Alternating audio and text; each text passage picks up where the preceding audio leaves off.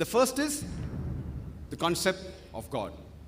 Let us understand what is the concept of God in Hinduism. If you ask a common Hindu that how many gods does he believe in, some may say 3, some may say 10, some may say 100, some may say 1,000, while others may say 33 crores, 330 million. But if you ask a learned Hindu who's well versed with the scriptures, he will tell you that the Hindus should believe and worship only one Almighty God. But the common Hindu, he believes in a philosophy known as pantheism. The common Hindu says that everything is God. The tree is God, the sun is God, the moon is God, the human being is God, the snake is God. What we Muslims say, everything is God's. G-O-D with an apostrophe S. Everything belongs to God.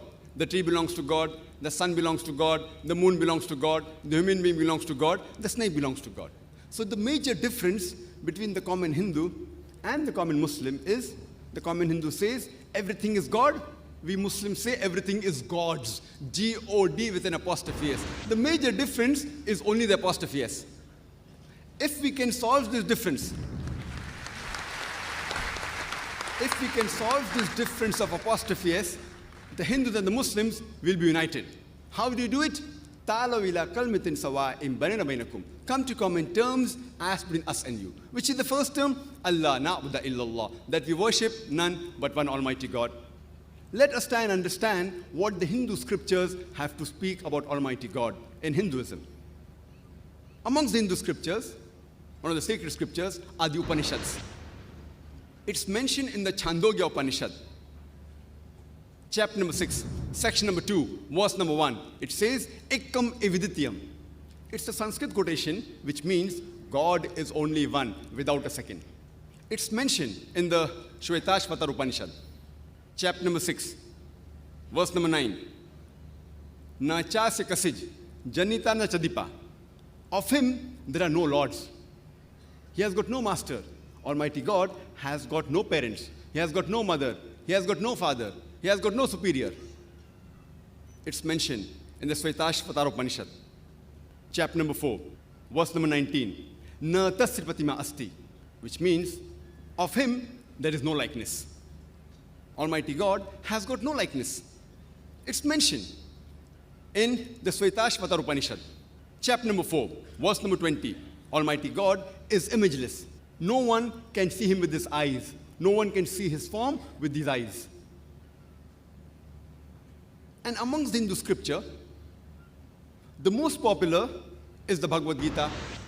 It's mentioned in Bhagavad Gita, chapter number 7, verse number 20. All those whose intelligence has been stolen by material desires, they worship demigods. Bhagavad Gita, chapter number 7, verse number 20 says that all materialistic people, they worship demigods, including idols.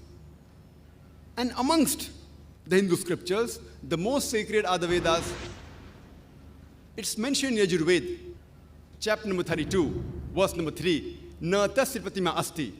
Of him, there are no images. Almighty God has got no images. He is unborn. Only he should be worshipped. It's mentioned in Yajurveda, chapter number 40, verse number 8. Almighty God is imageless and pure. It's mentioned in Yajurveda, chapter number 40, verse number 9. Andhatma pavishanti ya asambhuti mupaste. Andhatma means darkness, pravishanti means entering, and asambhuti means the natural things like fire, water, air. So Yajurveda, chapter number 40, verse number 9 says, they are entering darkness, those who worship the natural things like fire, water, air, etc. And the verse continues, they are entering more in darkness, those who worship the sambhuti, that is the created things like table, chair, idols, etc. It's further mentioned in the Atharva Ved, book number 20, hymn number 58, verse number 3. Dev Maha Asi, verily great is Almighty God. And amongst the Vedas, the most sacred is the Rig Veda. It's mentioned in Rig Veda, book number 1, hymn number 164, verse number 46. Ekkam sat vipra bahuda vidante. Truth is one, God is one, Sages call him by a variety of names. And the same message that God is one and sages call him by a variety of names is repeated in Rig Veda, book number 10, hymn number 114, verse number 5. And Rig Veda alone, in book 2, hymn number 1, gives no less than 33 different attributes to Almighty God. One amongst them is mentioned in Rig Veda, book number 2, hymn number 1, verse number 3, is Brahma. Brahma is called the creator. If you translate into Arabic, it means Khalik. We Muslims have got no objection if someone says Almighty God is Khalik or creator. But if someone says Almighty God is creator, who has got 4 heads and on each head is a crown, we Muslims take strong exception to it. Moreover, you are going against Svetasvatara Upanishad, chapter number 4, verse number 19, which says, Na tasya pratima asti, of him there is no likeness.